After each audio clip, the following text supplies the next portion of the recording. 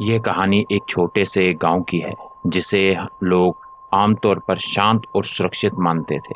लेकिन एक रात उस गांव में कुछ ऐसा हुआ जिसने सभी की जिंदगी बदल दी। वह गांव जिसे हम शिवपुर के नाम से जानते हैं अपने पुराने मंदिर और हरे भरे खेतों के लिए प्रसिद्ध था।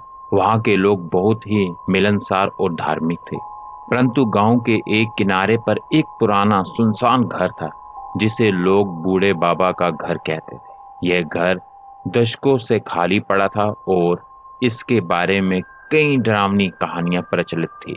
अब शुरुआत होती है उस रात की। दरअसल राहुल और उसकी पत्नी सुमन शहर से गांव में शांति की तलाश में आए थे।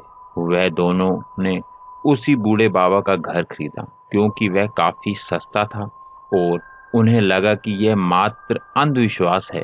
उन्होंने घर को साफ किया और रहने लायक बनाया। पहली रात राहुल और सुमन ने अजीब आवाजें सुनी, किसी के चिल्लाने की, दरवाजे को खटखटाना और खिड़कियों का अपने आप खुलना बंद होना।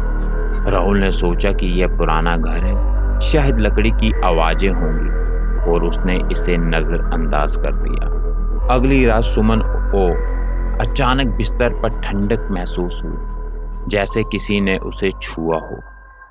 उसने राहुल को जगाया पर राहुल ने उसे फिर से अंधविश्वास कहकर सुला दिया। परंतु जब सुमन की तबीयत अचानक खराब होने लगी, वह अजीब व्यवहार करने लगी, तब राहुल को चिंता होने लगी। एक रात जब राहुल घर में अकेला था, तब उसने सुमन के कमरे से हंसने की आवाज सुनी। जब वह कमरे में गया तो उसने देखा कि सुमन किसी अदृश्य शक्ति से बात कर रही है। उसकी आंखें लाल हो चुकी थी और वह किसी अज्ञात भाषा में कुछ बोल रही थी। राहुल ने उसे पकड़ने की कोशिश की पर सुमन ने उसे धक्का दे दिया और उसकी हंसी और तेज हो गई। राहुल ने गांव के बुजुर्गों से मदद मांगी। उन्होंने बताया कि बूढ़े बाबा एक तांत्रिक थे और उन्होंने अपनी आत्मा को अमर बनाने के लिए काले जादू का सहारा लिया था। उनके मरने के बाद भी उनकी आत्मा उस घर में भटकती रही। गांव के पंडित जी ने एक तांत्रिक को बुलाया। तांत्रिक ने घर में अनुष्ठान किया और सुमन को ठीक करने की कोशिश की। अनुष्ठान के दौरान सुमन ने चीखना और तड़पना शुरू कर दिया। तांत्रिक ने बताया कि बूढ़े बाबा की आत्मा सुमन के शरीर में प्रवेश कर चुकी थी। तांत्रिक ने पूरे गांव वालों के साथ मिलकर बड़े अनुष्ठान का आयोजन किया।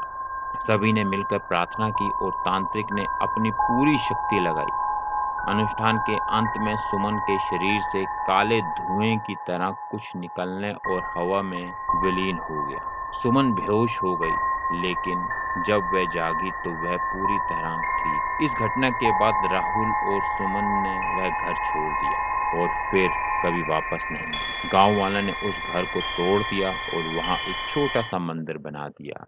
अब वह गांव फिर से शांत और सुरक्षित हो गया। परंतु लोग आज भी उस रात की भयानक कहानी को नहीं भूल पाए।